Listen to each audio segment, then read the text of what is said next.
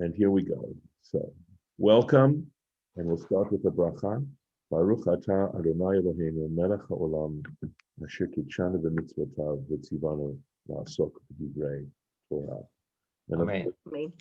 we just said a mouthful there. I have to tell you, when you start to think about what are the implications of that bracha that we said, and the very fact that we make a bracha before we start studying. Well, today, I'm going to try and come through on a commitment I made to actually look up the references that the Torah Temimah made. And I did, there were two references, and fortunately, the application allows you to copy material, the PDFs, so that's what I did basically. So I'm going to go to the share, and I may have to, let's see where we are now. Why did I see one? Okay, I'm going to stop this a second. All right, give me a moment, please. There we are. All right, let's see. Okay.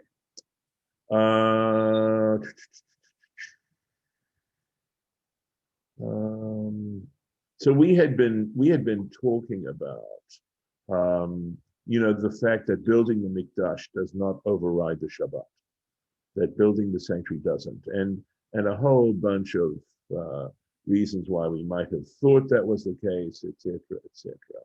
And I'm trying to find a place where we were looking at that. Oh, we were talking about the Lo Tava'aru Eish, the specific commandment that's given in this passage, that you shall not kindle a fire. But let me keep looking. There was there was a reference made to L'totafot beinei necha, right? In that Parshat Bo, and I'm gonna try and go to there. So give me a moment to find the place. All right. And it was on the passage. So now I'm going to go ahead and share. And there it is. So this is back in Parshat Bo, back there, and it says vaYak'hel la'ot. There are a whole bunch of things where it says, this is the end of Parshat Bo, where in two places it talks about the Tefillin, the mitzvah of Tefillin, and it says it shall be for a sign. vaYak'hel la'ot al yadcha, it shall be a sign upon your hand, u'lezikaron or zicharon beinenecha, and a remembrance between your eyes. And that's what we're going to be looking at. So let's go with the original passage. He's looking at tractate Menachot.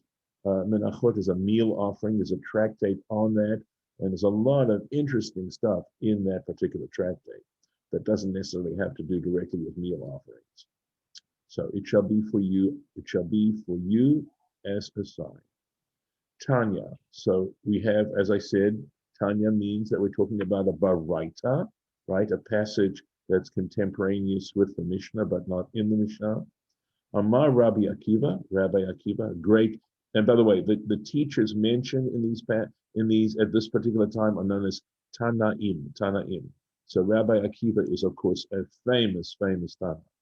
Yachol yaniach adam tefillin b'shabbatot. And this is the connection. One might think that a person should put on tefillin on Shabbos, v'yamim tovim, and Yontef.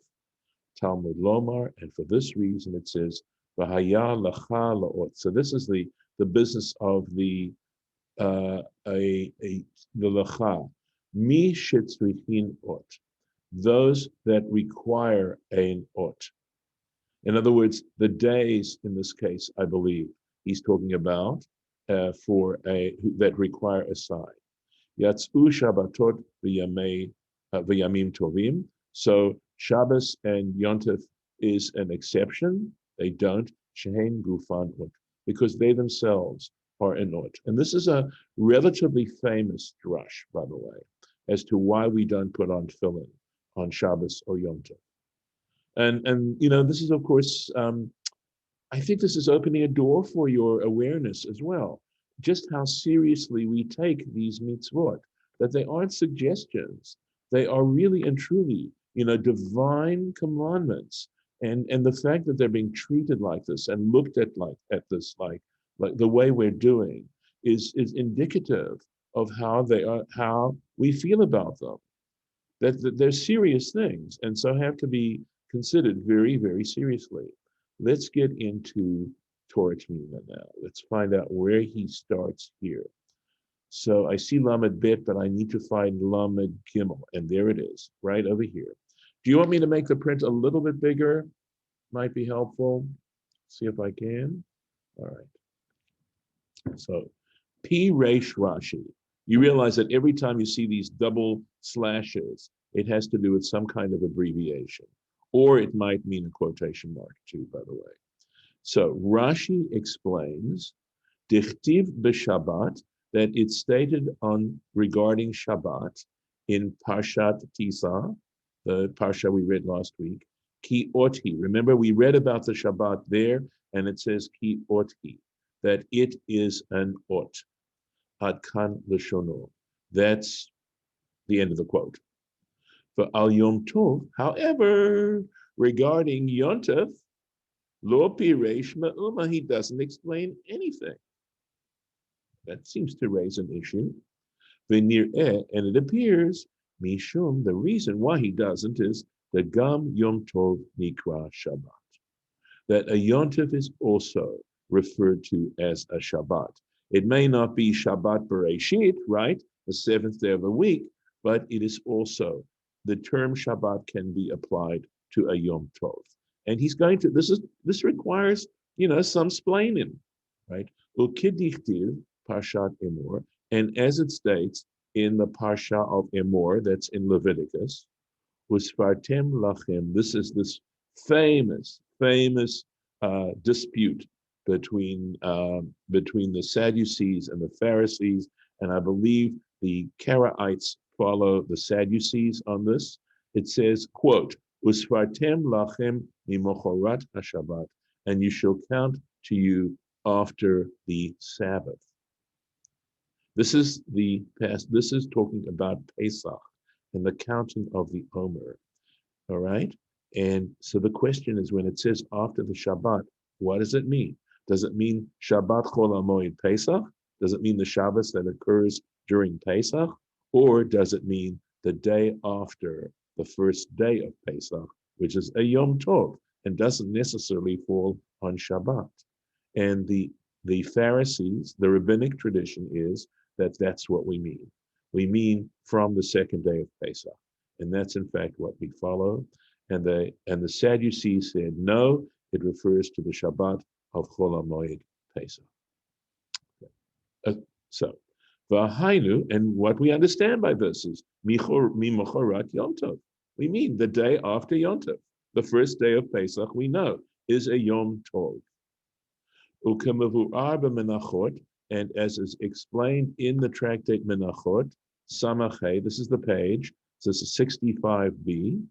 Uvis Sukkot, this is how they, and in Sukkot, the tractate Sukkot, I guess where he's referring, Ketiv, it states, Yom Harishon Shabbaton, right? Sorry, regarding, this is in Parshat Emor, that's what he's referring to. And regarding Sukkot, it says, Yom Harishon Shabbaton, the first day should be a Shabbaton, the word Shabbat, right? Uva Yom Hashmini Shabbaton, and regarding the 8th day from the first day of Sukkot, right? Shmini Atzeret, it should be also Shabbaton, a day of ceasing labor. Let me see. V'chein meforash, I believe is what that stands for. I have to figure out what this abbreviation stands for, but I think it means, and so it is explained, the Shvuot Tetzayin, in the tractate Shvuot, right? There's no tractate Shavuot. It's the tractate called Oaths. Tet Vav, we made a reference to this before. This is 15b.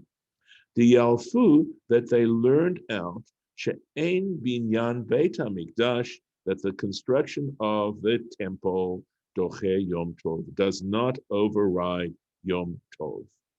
Midichtiv, because it says, Et Shabtotai Tishmoru, you shall observe, you shall guard my Sabbaths. And by that is included then Yom Tov. Well, and by the way, it says, Shabtotai tishmoru umikdashi tira'u, or tiru. Ooh, I'm sorry, I don't have the points here, and I didn't memorize the verse. It says, and my sanctity, or it could mean my sanctuaries, you shall fear. Literally, it means. And when it says fear, it means not doing something. When we talk about God fearing, it means not sinning, not violating the negative commandments. That's what it has to do with. That's the essential meaning. It doesn't mean walking around in abject trembling. It means not being emboldened to violate negative commandments. Thou shalt nots. So that's got to do it. In other words, you shall guard my Shabbat and not build the temple on those days. V'chein b'mechilta, and likewise, we've referred to the mechilta before. It is a halachic midrash on the book of Exodus, Parshat B'Shalach, regarding the Parsha of B'Shalach. This is B'Shalach is mostly noted for, it's always read on Shabbat Shira, and the reason for that, of course, is because it contains the great moment of crossing the Red Sea and the sea splitting. But what is sometimes overlooked is what follows, and what follows is the section to do with the manna. And if you study the little part about the manna, you see that it is intimately connected with observing Shabbat. And regarding the manna, it says, Sheshet Yamim Tilkatuhu, you shall gather it for 6 days, Uvayom Hashvi'i Shabbat Lo Yebo. But on the 7th day, it will cease. It is a Shabbat. Lo Yebo, it is not, it won't be in it. So the manna did not fall on Shabbat. Ainly, this is the Mechilta now. This is what he's quoting. So that's the quotation from the Torah. But the Mechilta goes on to say, Ainli Ela Shabbat. From this, I would only figure that the manna didn't fall on Shabbat. Remember, these guys are interested in the pragmatics of it. And so they're going to raise a pragmatic question. Yom Tov Hinayin. But how do you know it didn't fall on Yom Tov? How do we know? Talmud Lomar Shabbat. Okay. And for that reason, it says specifically, not only Uvayom Hashvi'i, it doesn't only say on the 7th day, right? We could have left out this word Shabbat, and we could have said, Uvayom Hashvi'i Lo Yebo, and on the 7th day, it won't be there, right? But the fact that it adds the word Shabbat, that's the Kolel Gam Yom Tov. It includes Yom Tov as well, the Od V'Kama Mekumot. And there are other places where a similar drush is applied to not only exclude Shabbat, but to exclude Yom Tov as well. The Tam Hadavar, and the reason for this matter, why? The Yom Tov, there's a reason that you need to specify Yom Tov as well. The Yom Tov Nichlal B'Shem Shabbat, and the reason why the idea of Yom Tov being included in the terminology of Shabbat, this word Shabbat, Pashuthu, it is pretty straightforward. Mishum Deshem Shabbat, because the noun Shabbat, right, this term Shabbat, Mitzayen Yom Hashvita, what it does is it signifies a day of rest, of cessation of labor. V'hahefsek mimelacha, this is what it means, right? Shvita, ceasing and refraining from labor, umimela, and so automatically, gam Yom Tov bichlal. Yom Tov needs to be included. So that's it. Goes on. Huh. Incredible. And in this passage that he's been referring to here, I think it's right. It's Menachot, page 36b, right? That's what he's talking about. And of course, we have Rashi on one side and Tosafot, Rashi's grandchildren. they're not there to explain things. They're there to penetrate the text, just like we're doing right now. Please excuse me. And so just as, that's what Tosafot do. They compare things, they cite things. Very often they disagree with their grandpa. After all, that's a duty of a grandchild, and they do it very well. And by the way, the Rashi is defensible.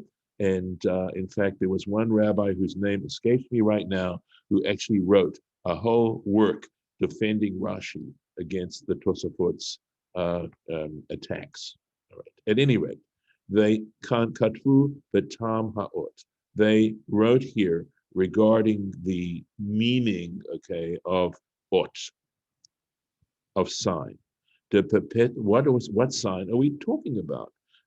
So what do we mean by sign? So they say, well, the sign that we're talking about regarding Pesach is because you're forbidden to eat chametz. Sukkah, what about on Sukkot? Hachiyuv b'sukkah, the requirement that you dwell in a sukkah. That's the lulav, and also that you shake the lulav. Aval lefizeh. But think about this. If that's the reason, tzarich iyun, we're going to have to investigate matam b'shavuot. What's the ot on Shavuos? Ushmini Atzeret. What about the law of dwelling in the sukkah doesn't apply to Shmini Atzeret, and you don't bench lulav either. So if that's the reason, then technically speaking, right, you'd be putting on you'd be putting on tefillin on Shmini Atzeret and Shavuos. Well, we don't. Okay. V'lo shayach lomar baho hatam mishum korban hayom. Well, maybe you'd like to say, well, the reason it's an ot is because there's a musaf on those days, right? Which isn't the rest of the week. That's the sign that because you bring a musaf, an additional offering that are brought on those days. To imkain, because if you want to argue that way, Rosh Chodesh Nami, that means you would not wear tefillin on Rosh Chodesh either, because you bring musafs on Rosh Chodesh. By the way, I should tell you that while you do wear tefillin on Rosh Chodesh, the custom is to take off your tefillin for musaf, and now you know why. Okay, you don't wear tefillin when there's musaf, when you're reciting musaf on Rosh Chodesh. Imlo shenitzrach leta'amim elu. If it weren't for the fact, in other words, to be able to include Shavuot and Shmini Atzeret as part of the sign, so we have to nitzraf, which means connect. We have to connect the ta'amim elu to the reasons that were given for Pesach and Sukkot. We have to also include Isur Asiyat Malacha, the prohibition of performing malacha, performing labor. And that is the sign. Shezeh dad yesh mefarshim. This, in fact, is the opinion of yesh mefarshim, means there are those who explain in the Tosafot that we just referred to. So as Tosafot, the style of Tosafot is very similar to the style of what we are doing here. Aval has misignon l'shonam, but from the style of their language. This is in the Tosafot. Mevu'ar, it is clear. Deshnei ta'amim meyuchadim heim. Tosafot considers them to be two individual explanations. They're separate explanations. O mishom chametz v'sukkah. Either these holidays are considered an ot because of chametz and sukkah regarding the Pesach and Sukkot, levad, alone, or mishum isur asiyat malacha levad, or from the fact that one is forbidden to perform labor alone. V'tzarich iyun, and this requires further investigation. He is not finished. And I hope you are enjoying this. The Nachmamina, oh, this is so cool. And there's a pragmatic difference Tamim Elu regarding these explanations. In other words, there are different practical outcomes depending on what explanation you give as to what the ot is on these Yom Tov, on Yom Tov. Yesh lomar, one can say, okay, you can say, le'inyan tefillin b'chol hamoed. This is a real conundrum. Okay, it is. Do you put on tefillin on Chol HaMoed? That is to say, the intervening days of the festival. Are you? And let me tell you, there are two distinct traditions. One tradition is, and believe me, a tremendous amount of ink has been spilt on this particular question. Are you supposed to put on tefillin during Chol HaMoed? And you might say, well, what's the problem? Well, he's going to refer to the problem. And there's a problem of Baal Tosef. You don't add to mitzvahs. So if it isn't really a mitzvah, then you shouldn't be putting them on. Okay? So how are you going to deal with this? Well, see, if the reason you don't put on tefillin, remember we said you don't put on tefillin when there's another sign. But when there's no other sign, then you put on tefillin. So if the sign is that you don't eat chametz on Pesach and you dwell in the sukkah and bench lulav and etrog on Sukkot, you can figure it out for yourselves. Do you put on tefillin on Chol HaMoed, on the intervening days? Patur. It's exempt. Why? Because you're not eating chametz during Pesach all 7 days, and you're dwelling in the sukkah all 7 days and benching lulav and etrog all 7 days. However, if it's on the basis of not performing labor, remember that was the second sign, quote, quote, uladat. So if you do, the point is, are you allowed to work on Chol HaMoed? Well, there's some labor that is forbidden by the law, by the way.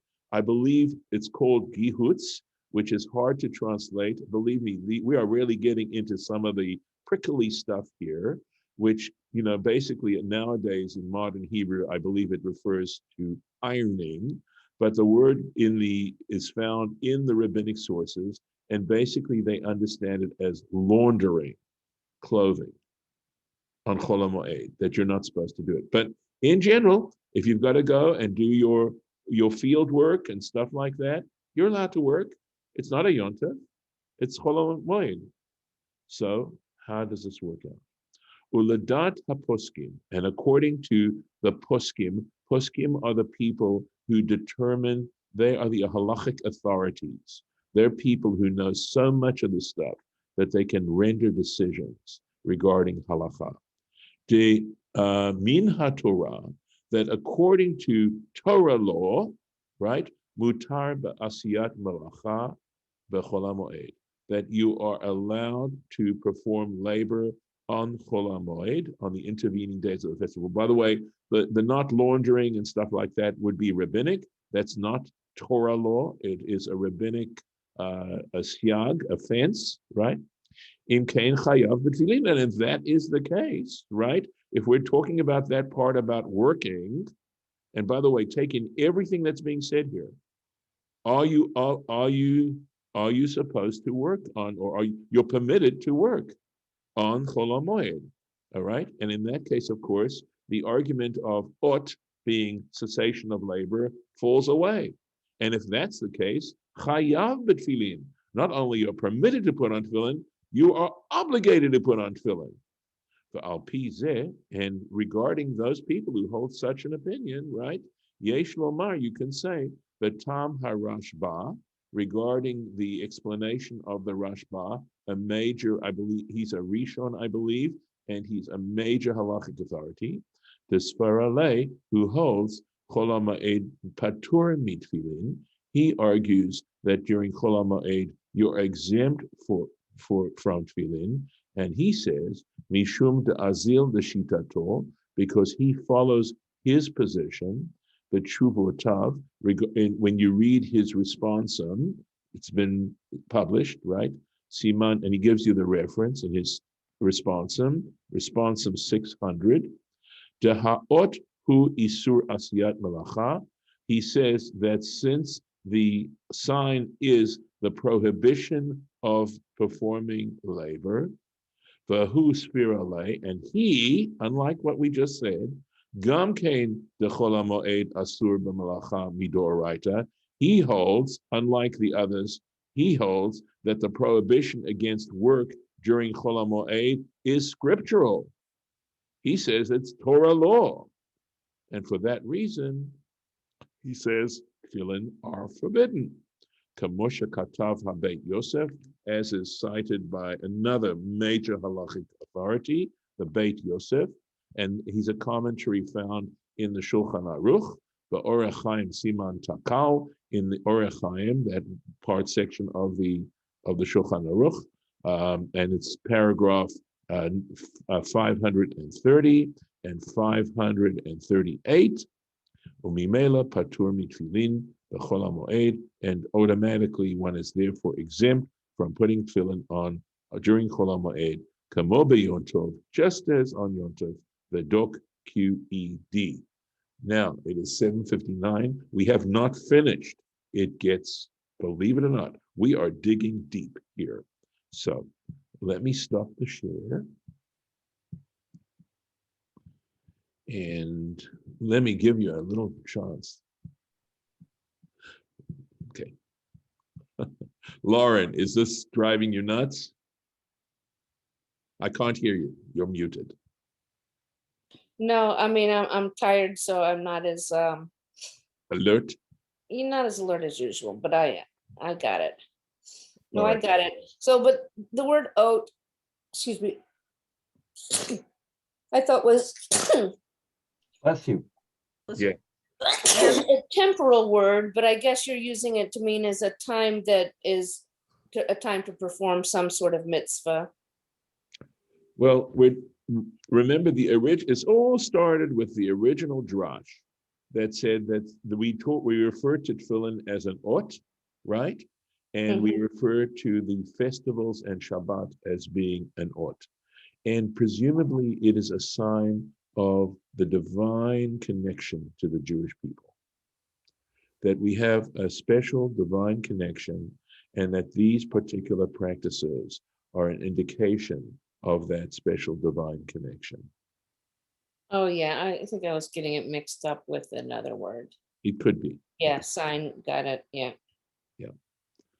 So Golda, your chat comment about you can't work, you can't go without work for the week, then people would never go on vacation. Well, no. You would leave somebody else to do that for you, but could you make somebody who's not Jewish take over your business? But I was thinking also, because those two for sure are harvest festivals, it's harvest time. You can't just let that stuff go in your field all that time. Well, if you have not finished your harvest due to weather, whatever reasons, I mean, you can't just let that stuff sit there. True. That would be wrong. Right. Or feeding your animals or cooking or any of the other stuff. Cooking's allowed. Cooking's allowed on Yom Tov. Oh, because it's Yom Tov. Okay, because it's not a, yeah. Correct. You could, and by the way, Shavuot, incidentally, of course, doesn't have a Chol HaMoed. Oh, I know that. No, I was just thinking of those two for sure. You couldn't just and in Israel and places they were talking about this, some things didn't even have the extra days that we have added. Right. Only Rosh Hashanah. So Shavuot would be one day. Correct. Right. So one day you can do that. It's it's whatever it is. But yeah. But I'm just thinking that you can't do that at that time of year for people who are farming and doing things that are necessary. I mean, this is practical, kind of like that's the way I think about things, is practical. Let me say this. Yeah. Where there's a will, there's a way. Sure. And therefore, remember, on Shemitah, you didn't plow, you didn't harvest, you didn't, you know what I'm saying? Right. For an entire year. and in some cases 2 years. So the answer would be, just like on Shabbat, if it's necessary, if you would be suffering loss because you are not attending to it, you would arrange with a non-Jew to take care of it. And you also would choose not, if it was something for which you were gaining a profit directly from that activity, you would, I believe, not gain profit from it. I mean, this is all part of spiritual discipline and of trying to do things intentionally, not to put the emphasis on the material, and in these particular cases, to put the emphasis on the spiritual. And also I have something to say. Okay. That if you neglect your obligation during the time, like for me as a farmer, if I neglected things during a certain time and then said, oh, well, I have to, not let my trees rest this year because I didn't do this during such a time, so I'm going to have to do that. That doesn't cut it. You have to really be responsible, or with the harvest, you have to be responsible during the time that you have. And you look at things such as the smoke that happened and ruining so many of my vegetables and fruits. And because of the responsibility that it takes to really prepare for things like this, there were things harvested and there were things that were dehydrated and frozen way before that trauma to the lifestyle happened. So you have to really think about these things and prepare so that when the Shabbat comes, you can take the Shabbat with a clear mind and heart, that you did your best. And you're not going to just say, oh, well, I'm going to leave it to somebody else because I neglected certain things during the time without paying attention to all circumstances. And, the infinite source of all knows that all of this is going to happen and is happening. So to be able to tune into that and to stay with that infinite information that you have access to. So, Lisa, what are you arguing then for? Are you saying that— She's arguing me. Yeah. She's arguing with me, and that's fine. I get it. I wasn't sure. Okay. Yeah. I got it. The other little piece. Thank you, Gold. That I think That's not a problem. I get it. No, I get it. that's okay. The other piece also is when everybody's doing it, right? When everyone's doing it, and it's part of the whole culture of the place, it makes it so much easier to handle when you're just by yourself, isolated, and you're countercultural. So no, and Lisa and Golda, thank you so much. What I really was asking, and then I'm going to have to quit quickly, is going into this kind of, peeling apart, to this degree, is it something you enjoy doing? Otherwise, I will avoid doing it. I happen to think it's really cool because this kind of deconstruction. I think we may have pulled enough off this onion. Okay. Maybe. Because there's other stuff we can look at too. So, I mean, I think we've got the gist of the idea that they're arguing over whether or not Tefillin and work, etc., are done. But we know what we do now because our rabbis have decided what we do. Do you wear Tefillin during Chol HaMoed? They needed to Rabbi. It's a pure Rabbi, do you wear Tefillin during Chol HaMoed? You know that I've had to run back and forth on this. Yeah. I've tried to learn about it. So the general rule is, and this is what he gets into, by the way, is do you say it with a bracha? Do you put on tefillin, but you don't say a bracha, etc. And that's what he deals with in the next little section. The rule of thumb was that if you do work, if you in fact go to the office on Chol HaMoed and you pursue your regular duties on Chol HaMoed, then you put on tefillin. There you go. But if you don't, it's a personal choice. Yeah. It ends up being a personal choice. But I will tell you that Rabbi Scoff's practice. He was the rabbi who, for those of you who don't know, was the rabbi who preceded me at Brit Shalom Knesset Israel in St. Louis. His practice was not to put on tefillin on Chol HaMoed. It is an open question. It is an open question. I'm going to stop the recording and hope